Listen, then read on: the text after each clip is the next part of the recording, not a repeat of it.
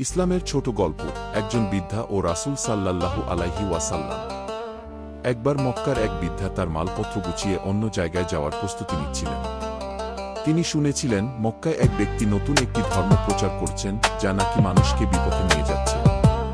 এই ভয়ে তিনি মক্কা ছেড়ে চলে যাওয়ার সিদ্ধান্ত নেন। রাসূলুল্লাহ সাল্লাল্লাহু আলাইহি ওয়াসাল্লাম তখন পথে হাঁটছিলেন।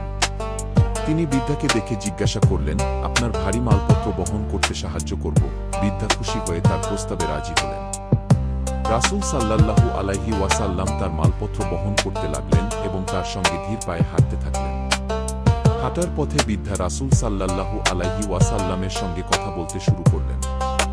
তিনি সেই কি নতুন ধর্মপ্রচারক সম্পর্কে অভিযোগ করতে লাগলেন এবং বললেন, এই মানুষটি মুহাম্মদ বিপদগামী, সে মানুষকে তার পূর্বপুরুষদের ধর্ম ত্যাগ করতে বলছে। রাসূল সাল্লাল্লাহু আলাইহি ওয়াসাল্লাম ধৈর্য ধরে তার কথা শুনলেন। তিনি বৃদ্ধার অভিযোগের জবাবে কিছু বললেন না, শুধু তার মালপত্র বহন করতে লাগলেন। যখন তারা গন্তব্যে পৌঁছালেন, বৃদ্ধা অবাক হয়ে রাসূলুল্লাহ সাল্লাল্লাহু আলাইহি ওয়াসাল্লামের আচরণ দেখে জিজ্ঞেস করলেন, তুমি এত ভালো ব্যবহার করেছ, তোমার নাম কি? রাসূলুল্লাহ সাল্লাল্লাহু আলাইহি ওয়াসাল্লাম মৃদু হাসি দিয়ে বললেন, আমি মুহাম্মদকে।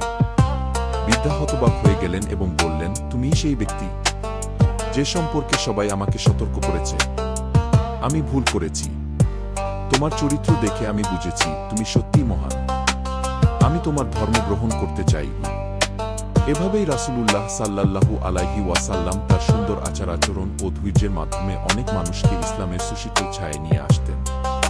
শিক্ষা: সুন্দর আচরণ ও ধৈর্য অন্যের মনে পরিবর্তন আনতে পারে। ইসলামে ভালো আচরণের গুরুত্ব অপরিসীম।